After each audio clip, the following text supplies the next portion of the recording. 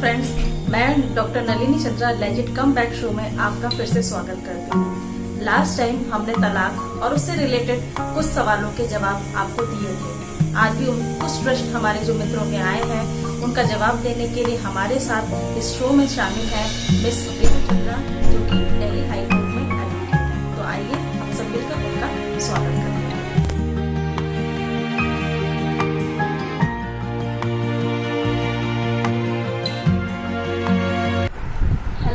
Welcome back. Last time हमने divorce और divorce से रिलेटेड कुछ रीजंस के बारे में चर्चा की और हमारे व्यूअर्स के कुछ क्वेश्चंस भी थे जिनका आपने बखूबी आंसर्स दिए। इस बार भी हमारे पास कुछ क्वेश्चंस हैं, तो हम चाहेंगे कि उसी एपिसोड को कंटिन्यू रखते हुए व्यूअर्स के जो नए क्वेश्चंस आए हैं आप उनको आंसर करें। जी, मैं अपने सभी व्यूअर्स को थैंक यू करती हूँ कि उन्होंने हमारी वीडियोस में इतना लाइक किया और जानने की इच्छा जताई ईमेल के द्वारा। तो मैं पूरी कोशिश करूंगी कि उन्हें एक सही इंफॉर्मेशन दे सकूं।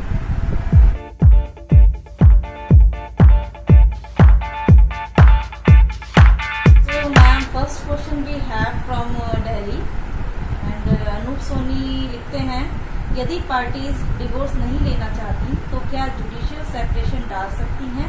यदि हाँ तो किस सेक्शन में?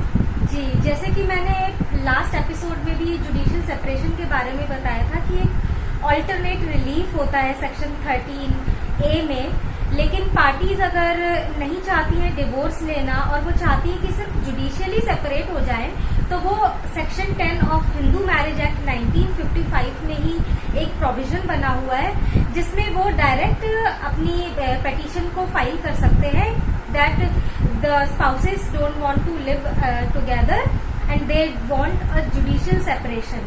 तो वो उसमें एक सेपरेट फाइल हो जाता है जुडिशियल सेपरेशन के लिए। The next question is from Gorakhpur, Uttar Pradesh. Mayank Sinha लिखते हैं, क्या जुडिशियल सेपरेशन के बाद दूसरी शादी की जा सकती है? जी, मैं मयंक सिन्हा जी को बताना चाहूंगी कि जैसे मैंने लास्ट एपिसोड में भी बताया था, जुडिशियल सेपरेशन होता है वो अल्टरनेट रिलीफ के तौर पे। जुडिशियल सेपरेशन डिवोर्स से एक अलग प्रोसीजर है। जैसे हम डिवोर्स में सेकंड मैरिज कर सकते हैं, वैसे ही जुडिशियल सेपरेशन में पार्टीज अलग तो रहती हैं but they have no right to do second marriage. और अगर ऐसा कोई करता है तो उसे बाइगैमी के क्राइम में जेल भी जाना पड़ सकता है अंडर आईपीसी सेक्शन 494 के तहत। तो जो जुडिशियली सेपरेशन होता है, पार्टीज इसमें अलग रहती हैं और द मोमेंट आप लोगों के बीच में अगर सेक्सुअल कांटेक्ट हो जाता है तो जुडिशियल सेपरेशन सीज हो जाता है। तो ये डिफरेंस रहता है डिवोर्स में और जुडिशियल सेपरेशन में। और जैसे ही सेक्सुअल कांटेक्ट होता है, जुडिशियल सेपरेशन सीज हो जाता है, तो वापस से दोनों पार्टीज जो हैं वो एक मैरिड कपल हो जाती हैं। तो इसीलिए हम लोग जुडिशियल सेपरेशन में राइट नहीं बनता है किसी का भी कि वो सेकंड मैरिज कर पाए।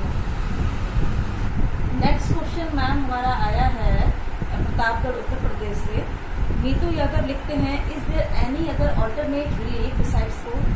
जी, मीतू यादव जी को मैं बताना चाहूंगी कि जब हम डिवोर्स के लिए पिटीशन डालते हैं कोर्ट में, तो कोर्ट हमारे पास एक ऑप्शन देता है मीडिएशन का, कि अगर पार्टीज के किसी भी प्रकार के डिस्प्यूट्स हैं वो रिजॉल्व हो सके। तो अगर पार्टीज अग्री करती हैं तो एक फॉर्म को फिल करवाया जाता है उनसे और फिर एक प्रॉपर डेट मिलती है उन पार्टीज को मीडिएशन के लिए, और मीडिएशन में उनके डिस्प्यूट्स को, ज्यादा से ज्यादा डिस्प्यूट्स को रिजॉल्व करने की कोशिश करी जाती है। अगर पार्टीज के डिस्प्यूट्स रिजॉल्व हो जाते हैं तो वो वहीं पे रजिस्टर कर लिया जाता है और वो वापस मैटर कोर्ट में पहुंच जाता है। बता दिया जाता है कोर्ट को कि ये पार्टीज के डिस्प्यूट्स रिजॉल्व हो गए हैं, वो दोनों डिवोर्स लेने, दोनों कंसेंट मिल गई है दोनों की डिवोर्स लेने के लिए, और कोर्ट वहीं पे फिर उनकी डिग्री फाइनल कर देती है कि उनके डिस्प्यूट्स रिजॉल्व हो गए और उनको डिवोर्स भी दे दिया जाता है। और अगर बाई चांस मीडिएशन में उनके डिस्प्यूट्स रिजॉल्व नहीं होते हैं, वो दोनों अग्री नहीं करते हैं डिवोर्स के लिए, और तो वो जो मैटर है वापस मीडिएशन से भेज दिया जाता है जहाँ पे उनका पहले मैटर लगा हुआ था, यानी कि कोर्ट में, जिस कोर्ट में, वहीं पे भेज दिया जाता है और फिर जो उनका इश्यूज है वहीं से स्टार्ट हो जाती है उनकी केस की प्रोसीडिंग्स कोर्ट में। और फिर ये कोर्ट के ऊपर डिसाइड होता है कि उनको डिवोर्स कब तक मिलता है या उनके इश्यूज कैसे सॉल्व होते हैं, ये फिर कोर्ट डिसाइड करती है। आई होप कि नीतू यादव जी को अपने क्वेश्चन का आंसर मिल गया होगा। नेक्स्ट ईमेल हमारे पास आया वेद प्रकाश दुबे जी का। ये लिखते हैं कि शादी के कितने टाइम के बाद वो डिवोर्स ले सकते हैं। जी, वेद प्रकाश जी को मैं बताना चाहूंगी कि सेक्शन 14 में ये दिया गया है कि शादी के 1 साल बाद ही डिवोर्स के लिए फाइल किया जा सकता है। कई बार लोगों को ऐसा लगता है कि डिवोर्स को 2 महीने में, 3 महीने में, 6 महीने में लिया जा सकता है, लेकिन ऐसा नहीं है। एटलीस्ट हमें डिवोर्स के लिए 1 साल का पीरियड को यूज करना पड़ता है, तभी हमें डिवोर्स मिल सकता है। हाँ, लेकिन अगर पेटिशनर की तरफ से एक्सेप्शनल हार्डशिप है या रिस्पोंडेंट की तरफ से एक्सेप्शनल डिप्रेविटी आ गई है, ये बहुत ही एक्सेप्शनल केसेस होते हैं, तो उसमें जो है कोर्ट अलाउ कर देती है पेटिशन को कि 1 साल से पहले किसी को अगर डिवोर्स चाहिए तो। लेकिन ये बहुत ही रेयर केसेस में होता है, जब बहुत ही एक्सेप्शंस होते हैं, पार्टीज के पास और कोई चारा नहीं होता है या पेटिशनर को बहुत ज्यादा वायलेंस या बहुत ज्यादा झेलना पड़ रहा है, इस वजह से उन्हें डिवोर्स चाहिए, तब कोर्ट अलाउ करती है। ये हर केस में नहीं होता है, it's only for exceptions.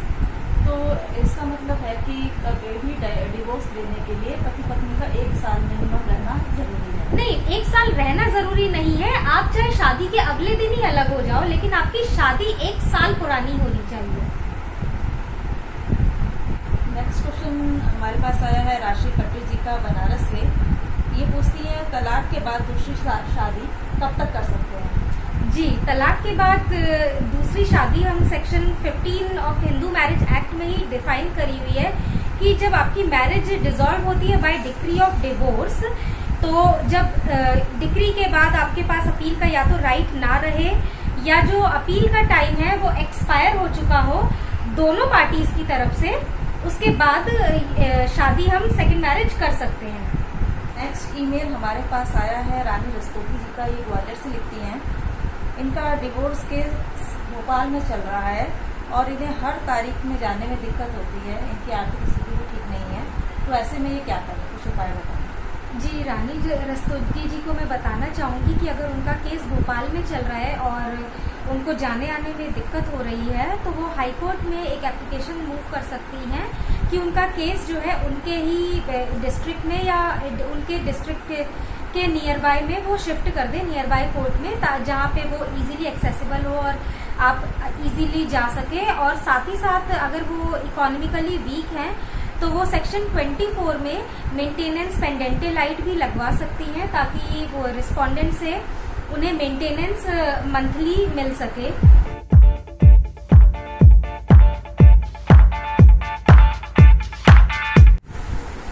The next question we have from Agra. Rupa Manohar wants to ask how child custody can be obtained. जी, चाइल्ड कस्टडी जो है हिंदू मैरिज एक्ट में ही सेक्शन 26 में दी हुई है। जो चाइल्ड कस्टडी होती है, जैसे थोड़े समझदार बच्चे होते हैं, तो कोर्ट जो है उन बच्चों की पूरी इच्छा जानना चाहती है कि बच्चे किसके साथ कंफर्टेबल फील करते हैं, फादर के साथ कंफर्टेबल फील करते हैं या मदर के साथ कंफर्टेबल फील करते हैं, या सेफ किसके साथ फील करते हैं, उन्हें अच्छा किसके साथ लगता है रहना। तो कोर्ट उन्हीं के हिसाब से ही डिसाइड करती है कि बच्चे की कस्टडी किसको दी जाए।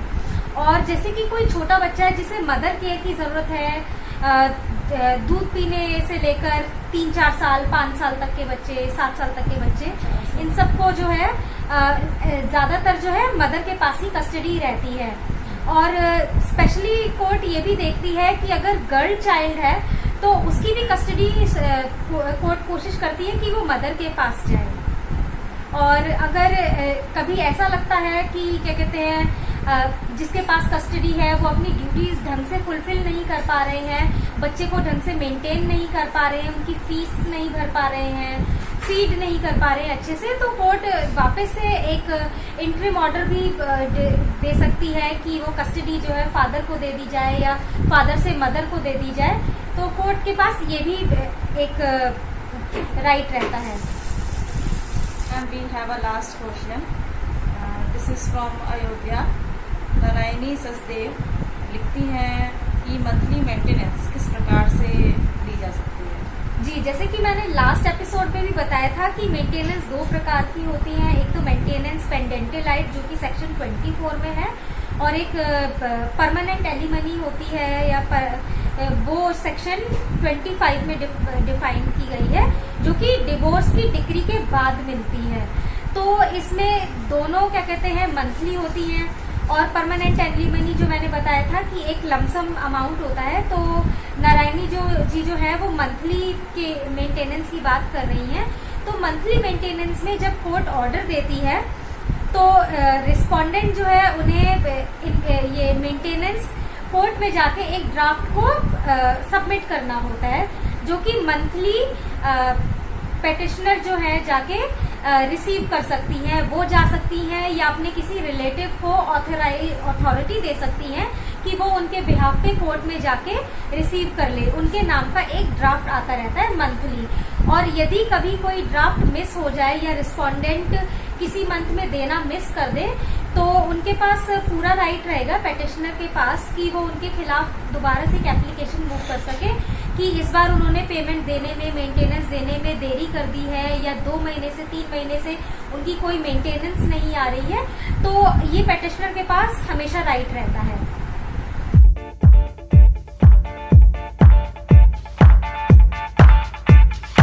आई होप कि हमारे व्यूअर्स को उनके सभी क्वेश्चंस के आंसर मिल गए होंगे। अब मैम मैं आपसे ये जानना चाहती हूँ कि हमारा लास्ट एपिसोड जो है वो डिवोर्स और डिवोर्स से रिलेटेड रीजंस के ऊपर बेस्ड था, और हमारे व्यूअर्स के बहुत से क्वेश्चंस भी आए जिनका बखूबी आपने आंसर दिया। अब मैं जानना चाहूँगी नेक्स्ट जो हमारा सेशन होने वाला है वो किसके ऊपर होने वाला है। जी, मैं सभी व्यूअर्स को बताना चाहूंगी कि हमारा जो नेक्स्ट एपिसोड होगा वो डोमेस्टिक वायलेंस अगेंस्ट वुमेन होगा, यानी कि महिलाओं के खिलाफ हो रहे घरेलू अत्याचार। तो अगर उससे रिलेटेड आपके पास कोई भी क्वेश्चंस हैं, कोई भी क्वेरीज हैं, तो आप मुझे ईमेल कर सकते हैं legitcomebacks@gmail.com पे। हमें आपके क्वेश्चंस का इंतजार रहेगा। तो इसी के साथ हम लोग इजाजत लेते हैं, और नेक्स्ट एपिसोड में हम आपके साथ फिर से शामिल होंगे, नई चर्चाएं करेंगे, नई बातचीत करेंगे। तब तक के लिए धन्यवाद, नमस्कार।